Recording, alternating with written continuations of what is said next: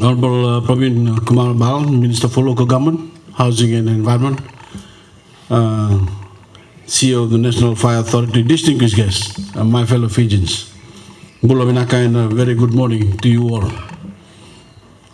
As we all know, losing your home to a fire is one of the most traumatic experiences any family or person can have.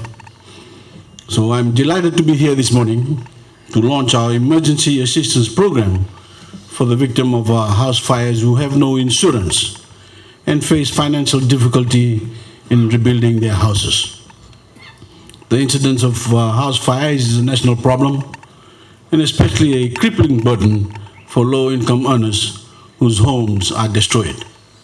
Since the beginning of the year, the National Fire Authority has attended to 23 house fires that resulted in losses of about $635,000.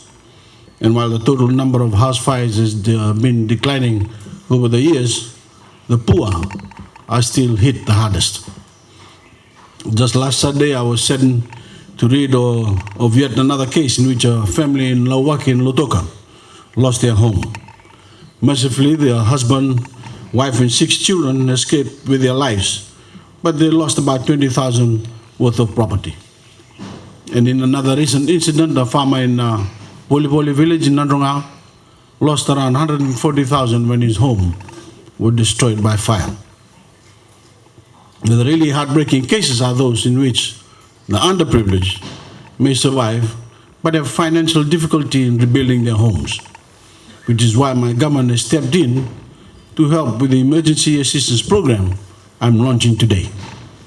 In the 2015 budget, we allocated $1 million in emergency assistance this year for Fijians who have had their homes destroyed by fire.